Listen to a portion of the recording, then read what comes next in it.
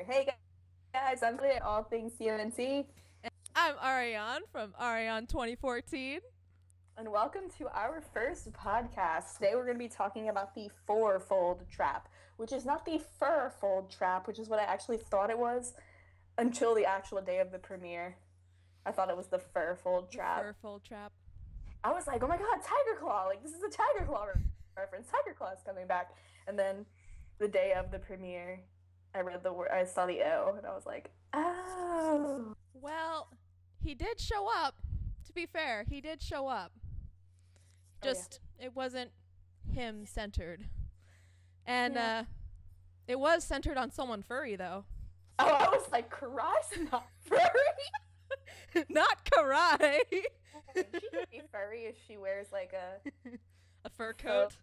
Yeah, so the synopsis of this episode is the turtles are captured, they're all in deadly traps, and they gotta get out with special guest appearances from Snake, Karai, Miwa, whatever you want to call her. She's got like 6 different identities at this point.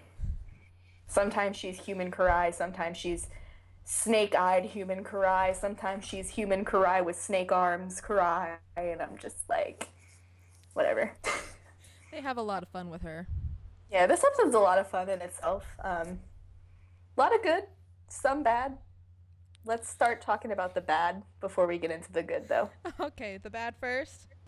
My first thing that I disliked about this episode is yet again, and this has been such a consistency throughout the series, that Splinter warns his sons, you're all running off into certain doom. Like, this is a very dangerous thing. I sense danger on the horizon.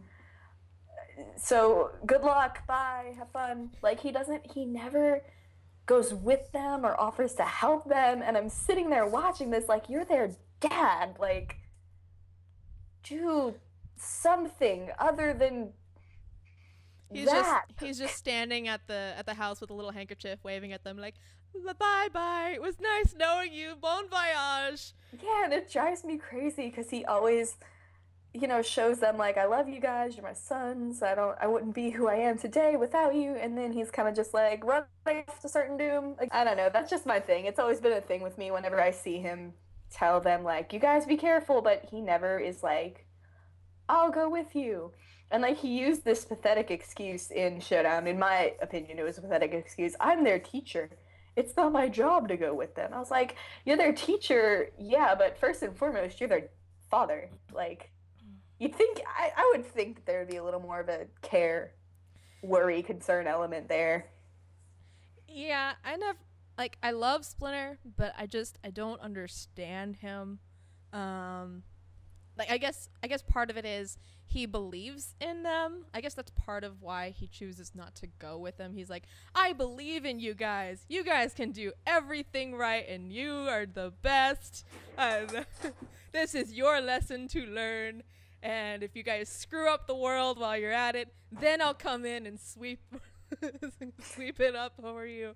Um, but uh, because when he does come in to help, it's always really really cool to watch.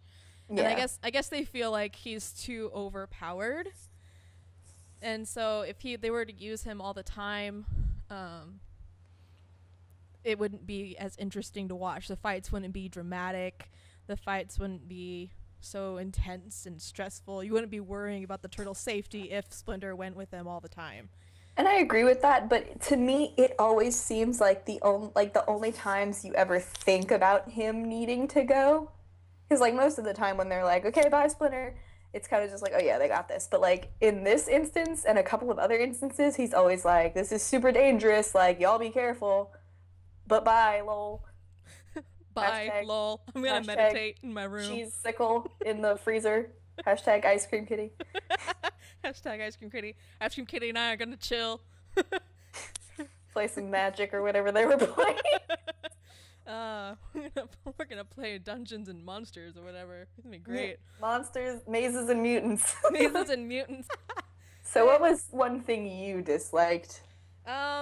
That Mikey's bait to lure him out was the pizza gyoza special recipe from Murakami's. And I was just like, Okay, all right. That's cool. We know this already. Mikey likes pizza. Thank you, 2012, for reminding us yet again that Mikey loves pizza. Thank you. I We can't get even it. comment on that. That is one of my least favorite things that this series does, and they do it literally every single episode. There is a pizza. Okay, I get it. It's the Ninja Turtles. It was a huge thing in the 80s, like Ninja Turtles and pizza. I got it. But oh, mm, mm-mm. There's so much more that we need to discuss. I can't waste time on it. All right, so you go. Okay, so on the topic of Mikey, I really it drove me nuts that his trap was taken so lightly. Like we have Donatello in an electric chair. We have Leonardo about to be chopped up by swords, and we have Raphael literally baking in a box, and then we have Mikey who's sitting under a toilet, and the toilet's gonna draw mutagen on him. Like we have these awesome, awesome, awesome traps, and then Mikey, who is once again used as the pun and as the comic relief and is literally thrown under a toilet to try to make kids laugh. And I understand it's a serious thing and it's you got to have some funny for the kids. But like one of the best things that this show ever did was use Leo for that comic relief in Slash and Destroy when Leo was playing around with that Tea Party girl. That was hilarious. Like use a different character for that. And obviously we're not going to see Leo because it's a Karai thing, but like use Raph, use Donnie, like put somebody else through something funny. Don't constantly make it Mikey because it just always makes people disrespect Mikey even more because they're like, oh, he's just the throwaway turtle who's going to go through the comic relief. You know? I feel like yeah, that bothered me. As compared to the other traps, I feel like Donnie was in the worst trap. Then it was Wrath, and then it was Leo, and Yeah, I then agree with that. Mikey was like, "Ah, please don't!" I'm at the target audience is at the age where toilet humor is still really really funny, and I'm not at that age anymore. So whenever that was going on, I was just like, oh dear, I know where this is going. I know the I knew the instant I saw him there, I was like, oh no, no. And it's weird because when you think about it, he's got like the most intense trap just in the stupidest way. Like a double mutation would probably be worse than dying at that in that kind of universe, you know? Yeah, it would be uh like intense burning and like bones shifting and all that stuff. Like that would be painful for sure. It was just I guess the way it was gonna be happening just made it not Yeah, serious. if they would have redone the setup, I would have liked it a lot more. It was like, oh boy, toilet humor in like 3, 2, 1, and there it was. Yep. One other thing that I disliked was that once again, Karai got away and she's on her own, and that can only mean things are not gonna go well for a good long time. Something else is gonna go wrong in this arc before things go well for Karai. Like, I know Karai is not everyone's favorite character. Whoever could you be talking about? I love not cry. I do not love Karai. But I know she's not everyone's favorite character, and um, that's cool and all. But like, she, gosh darn it, she deserves some happiness in her life. Yeah, she's not my favorite. But that's like personality wise. Like, I think even the people who dislike her, I think we're at a point where we've seen her go through enough. Like, they have put this character through so much turmoil. And she's completely innocent in this situation in every single aspect. None of this was ever her fault. So it's kind of like, and when you're reminded of that in Tale of the Yokai, and like you just see her as just this victim, constantly the victim, like it's never anybody else. And other people are suffering because of this arc, but she is the real victim, and it's kind of just like, let the girl get away. Let her be free for a period of 5 episodes, and I'd be somewhat happier. Yeah, I agree with that. Like, at this point, I don't even know if I care if she, like, gets turned back into a human or stays as a snake anymore. I just want her to, like, get some sort of closure in her life for everything that's happened to her. Like, I just want her to be happy in some way, shape, or form. I think we all want that. My last thing that I really didn't like that this episode did was, in the very beginning, we see Leo, Mikey, Donnie, and Raph fight.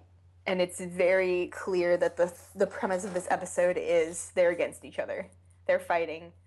And Splinter makes it clear that the lesson they need to learn is you have to work as one. You have to be a team. And then in, like, the final, like, when they're escaping the traps, like, it's not even about teamwork. It's Donnie kind of figures out the thing, but then Leo's like, oh, I know what to do. And then he, like, does everything else. The only other turtle who does anything of a save is Mikey, who saves Donnie, which was really cool. I was glad to see Mikey be the one to save Donnie, who had pretty much the most intense trap. But, you know, like, Leo saves Raph, Leo saves Mikey.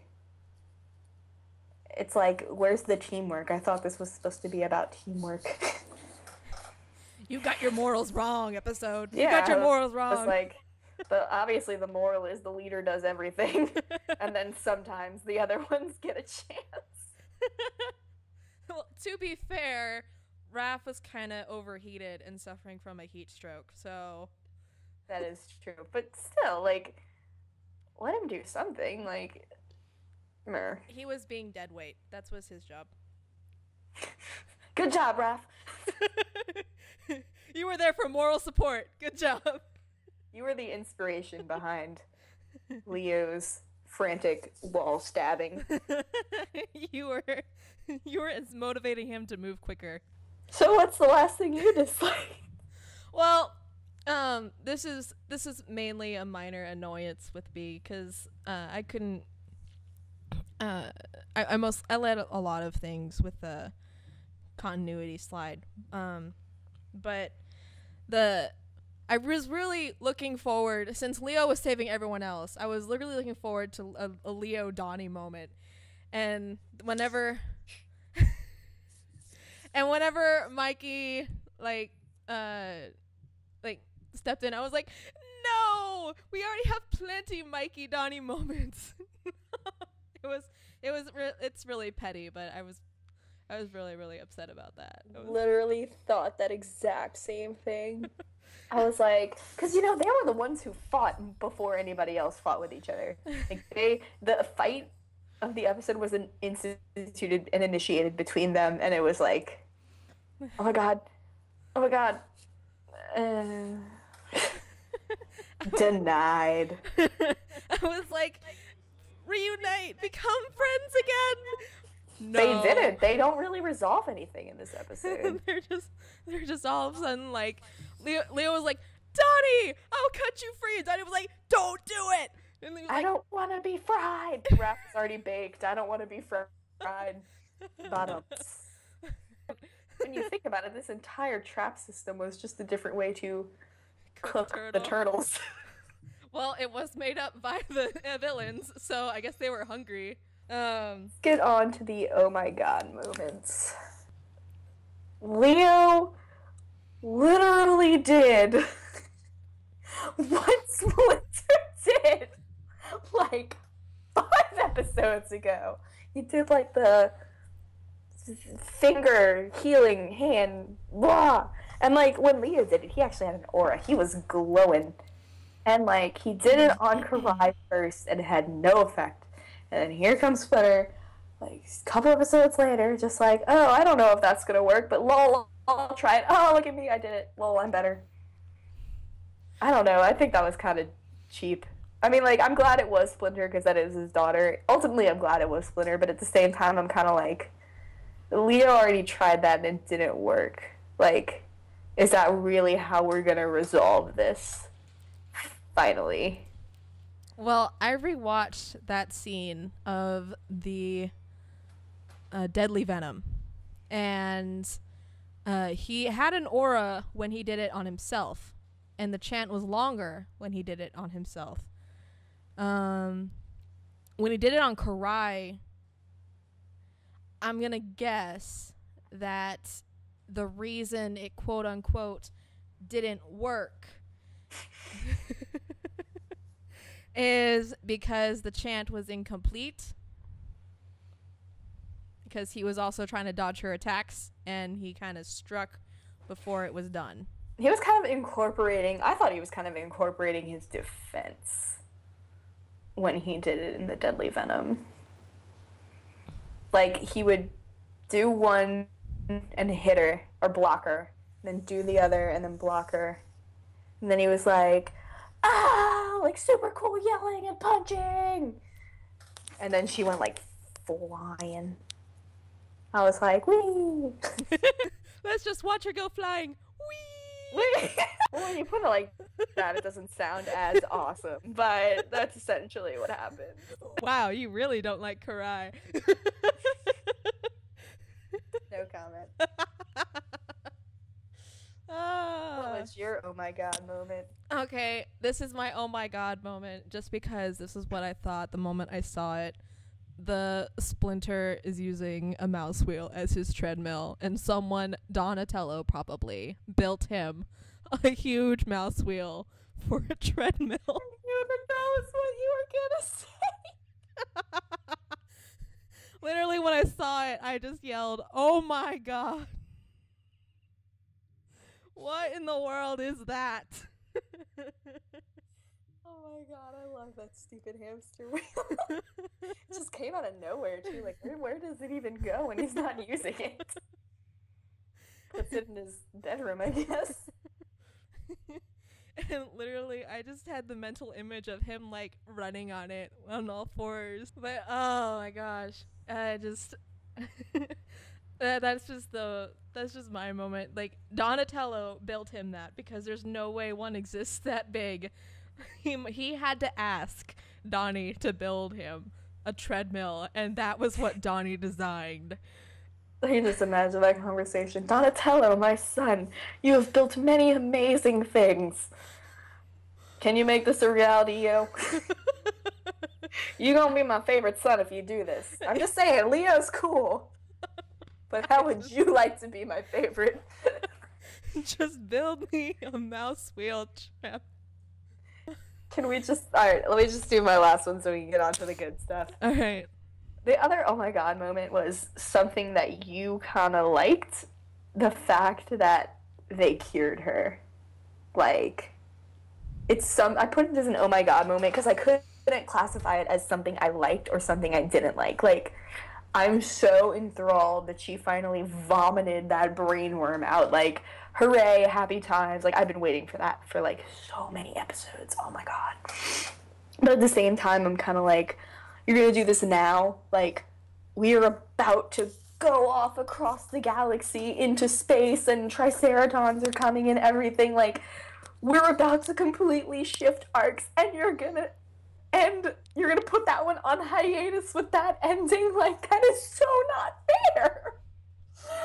I get really high-voiced when I'm angry. I'm so mad about that. I'm so mad. And I'm so happy at the same time. It's just like this conflicting emotion of TMNT writers. If I could, I would hug you, but at the same time, like, as I'm putting my arms around you, I would kind of just strangle you a little bit. It would be a very tight hug. It would be a very tight and very painful hug. Yeah. See, there you go. That's a good way to describe it. One thing that I will say confused me about that moment was the fact that she only had one, and I'm pretty sure we saw them pumping more than one worm into her, and she only spat out one worm. Maybe they, like, melt or something. I I don't know. They fused into one worm in her skull. That's Maybe. what happened. Maybe. That is kind of confusing. I didn't even think about that like that. But I mean, like, maybe she's just got to get new ones every day or something. Like, maybe the chemical fades or something. It's not even worth looking into. It's done. It's out in the sewer. It's a thing. That worm will be showing up again at some point. Never.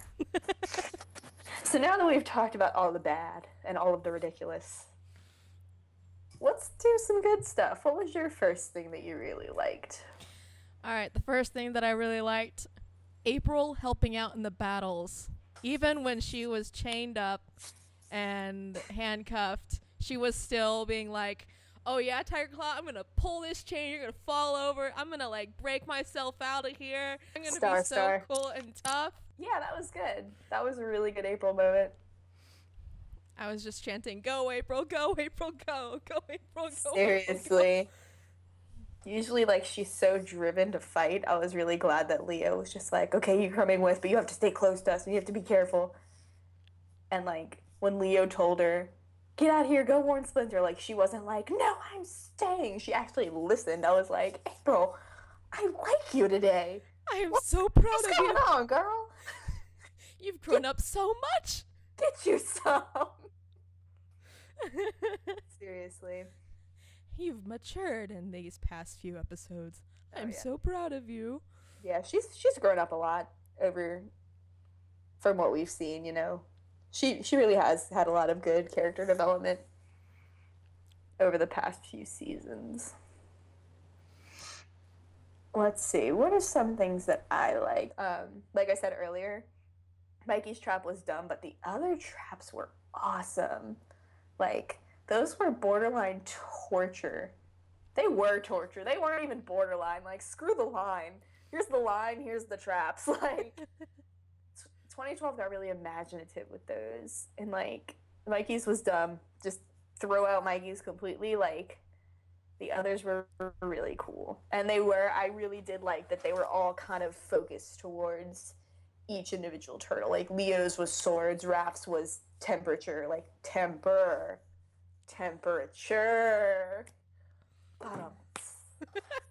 And Donnie's was a mind game. Like, that was really impressive to me.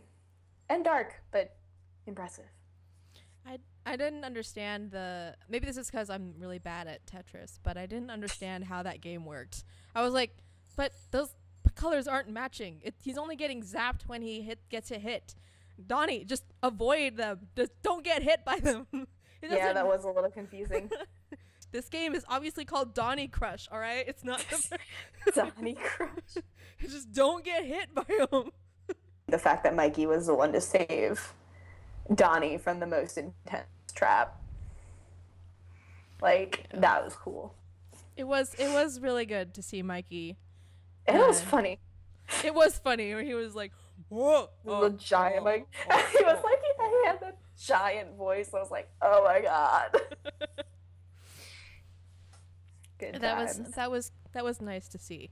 I just wanted my Leo Donnie moment. Someday. Oh my god, what's your next like? My next like was the whole Mikey and Ice Cream Kitty scene, because that was just amazing. Yes. Oh, when she hisses at Leo. When she hisses at Leo.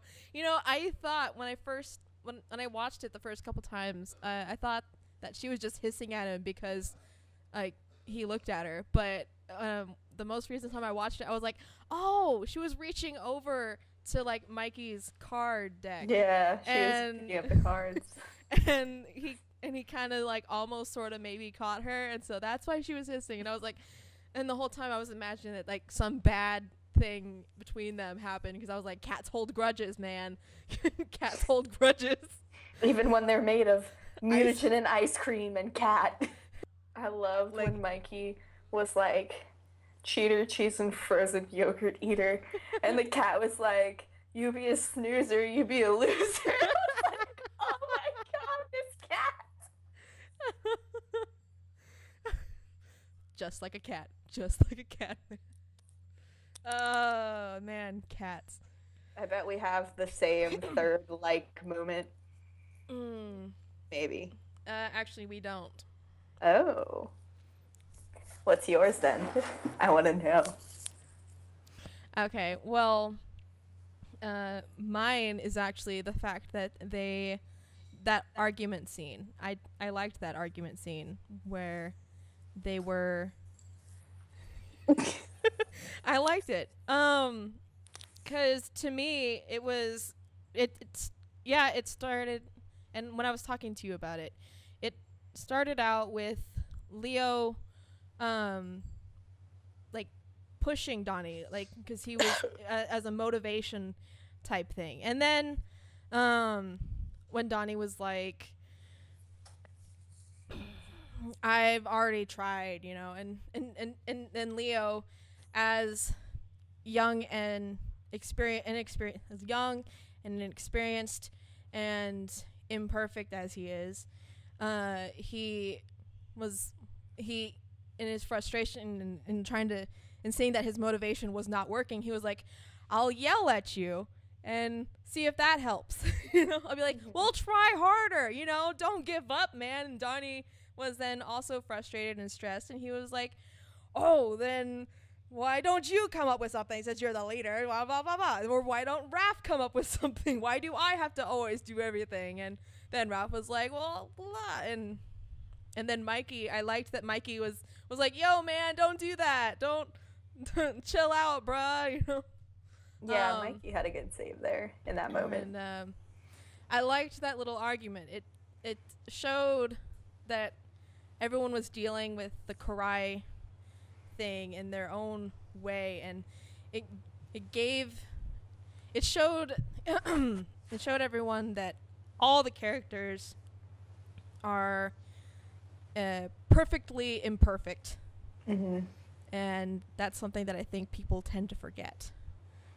So yeah, and I like your view, but my thing was just like the way everything was worded in that argument was hard to just take with a grain of salt. Like, to me, it was, I understand that you'd think of it as Leo trying to motivate his brother, like I get that, but to me it was like, like his words were, how much this means to Sensei, like, guilt trip, like, that's a lot of pressure to put on somebody. Like, how much this means to our dad, and you're just gonna give up, like, you're horrible.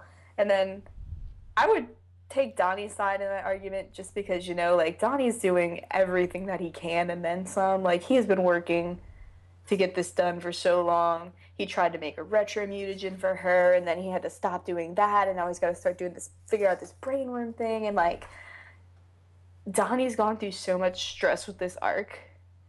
And, like, we often forget that because they show us so much of Leo's emotional turmoil and pain that it's kind of hard to remember, well, Donnie's doing a lot of work to try and fix this situation too. Like, and then bringing in Raph was kind of weird. Like, Raph gonna do? Like, Raph's not as smart as Donnie, so he's not gonna do anything. The only reason I feel like the writers wrote that line in, like, well, what about Raph? Why doesn't Raph do something? So Raph could have the line, Karai's a lost cause. Because then it's like, oh, now we're flipping back to not everybody's on board with the Karai thing, which has also been an inconsistency that I've noticed. Like, some episodes, they're all down to go save her, and then some episode, it's just Leo. And then Mikey, I think, was the best one in that argument, because Mikey was like, why are we fighting? Like, stop. We don't need to do this. It was a hard argument to me. I don't know. In any case, I'd side with Donnie. I think Donnie's doing a lot more than most people think. Yeah, Donnie, I would side with Donnie too, but I felt like it was a good thing to see for the most part. I felt like I understood the intention of the scene more than it was probably worded as well as it wanted to be, if that makes sense. I think, yeah, and I did like the scene. I just think and I think you can blame the wording on that based on how stressed out they all are. Yeah. Like, they've just gone through too much with this arc. Leo and Donnie especially. Leo the most. And it's just like, I've pointed out all the time in the episode reviews, it's like Leo's so tired of not succeeding and not winning this instance, this situation. Like, it's weighing down on him, and that's going to cause him to weigh down on his brothers. And we see that that is actually happening here. It's not that they don't want to save Karai, it's just they're tired of trying and failing. So I guess I can do my like moment. I absolutely loved the Karai Splinter fight. I loved that fight so much. It was a good fight, first of all. It was really choreographed really well. You could see that Splinter is totally being defensive, not offensive, and Karai is just like, I have a brainworm, so I want to kill you. Wah! Even though you're my dad, but I don't know that because brainworm. But like, this is like one of those rare moments where we actually see Splinter really involved in his own arc. Like, and you saw like the emotion, like when Karai mutated, like, because she can change her form, so when she changed mid-fight to a snake, can you imagine how hard that was for him to watch? Because he watched her turn into that the first time. Like, that had to bring back some memories, and that had to reopen some old wounds. Like, I can't even imagine the turmoil.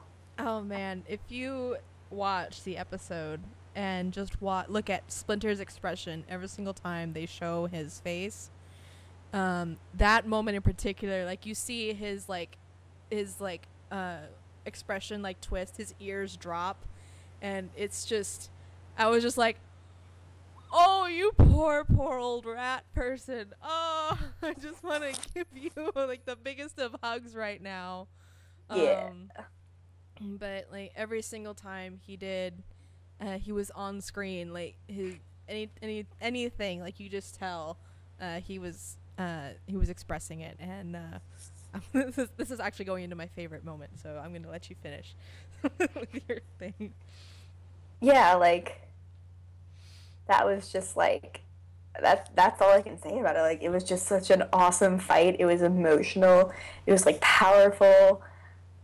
I loved it. Like, I can't even. And like, the fact that he was so close again. But like, it was different this time because they've always come that close. Like, every single time they've tried, they've come that close. But like, this time it was Splinter. It wasn't Leo, it was Splinter, and that was just like, here's my heart. Pew. That was awesome. This is my heart. This is the hammer. Punk. This is the hammer of the 2012 writers. Oh. But yeah, that was a really good fight. Just everything about that was really great. Yay! So what was your favorite moment then? My favorite moment was when Splinter decided to take charge in this episode. When he decided to step in, and for the first time in this arc, I think this was the first time in this arc where he actually took an active role in retrieving Karai. Because I think every other time it's been Leo, and then he's been like, oh, I'm gonna follow you, and then if Karai shows up, okay. But this time he was like, I'm getting my daughter back, you know. And I can't, I thought it was about time for it to spotlight, for him to be in the spotlight in this arc too, because we've had Leo's perspective on everything from the beginning, and Splinter on the sidelines. Like, it's been Leo observing Splinter and Leo pushing for Splinter. But now we have Splinter pushing for himself. And I thought that was really important to finally see. Thank you, writers. Yay. It's Yeah. about darn time the father had an opinion about his daughter. I don't know. Like you said that you think that was the first time. Was it I th- was I it the think first time vengeance. or I was it think Vengeance is Mine would have possibly. Um, I think Vengeance is Mine was the first time we really kind of saw that because Karai was with them and Splinter had her and she knew the truth and she was down and she ran away and Splinter was instantly like, let's go get her back. but wasn't it because Leo was pushing for her first and then Splinter Leo was was like the one who and then Splinter Leo was like pushed for her to get out and they broke her out of jail and everything. But when she left on her own and when Shredder captured her and suspended her over mutagen, that's when Splinter led the team. Because they do that awesome jump shot where they all jump up and Splinter jumps up and the turtles jump up behind him. That was like one of my favorite camera angles ever. You know what I'm talking about? okay, yeah, I get what you're saying. No. Okay. My favorite moment from this episode. I actually didn't think this part through. Um, you know what? My favorite moment from this episode is when the very last few seconds we see Karai throw up a brainworm, and I'm just like, praise. Praise. I was just like, there is a God, and he is smiling down on Karai this day. There is a God. That part made me really happy. That was pretty good. All in all, this is a really good episode. It's got some things that I really had problems with, but other than, like, once you move past those, 8 out of 10. It was a good episode. I was really surprised we got one more, like, Karai arc-based episode before we shifted towards the season finale stuff. Yeah. I was not expecting it to be Karai. A part of me was like, it could be one of the side mutants that we've seen, like Baxter Stockman. He's done this before, type of thing. Mm-hmm. It wouldn't surprise me if Baxter Stockman was like, I'm going to show you guys how smart I am by luring everyone into a trap. And, yeah, I mean, this was a good episode. For me, not as good as Tale of the Yokai, but better than some of the ones that came afterwards. Yeah.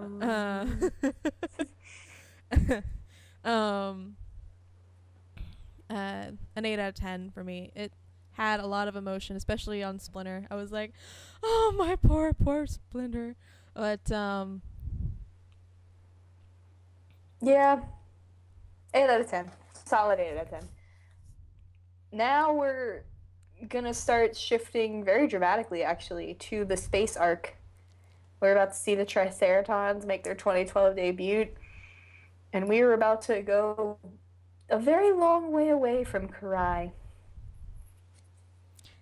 So yes. That'll be an interesting, complete 180 turn, but I think 2012's take on Turtles in Space will be pretty cool, especially since the 10th Doctor is the Fugitoid. Well, I don't watch Doctor Who, but I did hear his voice, and his voice, I think it'll fit. I am not a Doctor Who fan very much, but I know a lot of people are. So this will give me some bragging rights, being like, oh yeah, I know Doctor Who. I watch the Doctor all the time on Teenage Mutant Ninja Turtles. He's the 10th Doctor. Oh my god. This is ridiculous. Alright guys, well thank you for tuning in.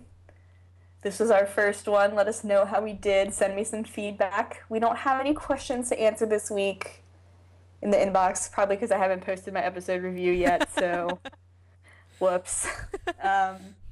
If you do have questions for us, post them in the comments or send it to us in our inboxes, which will be linked in the description of the video. And we will see you guys next week for Dinosaurs in the Sewers. It's been fun. See ya. Bye, guys. All right, for a moment while this is on our minds, how about for like during hiatuses and stuff, we'll like take requests for episodes and be like, okay, if you want us to do an episode, Yeah. send us a message in our inboxes or write a comment in the video, and we will probably get to it in a hiatus because there will be more. Okay, I'd be down for that.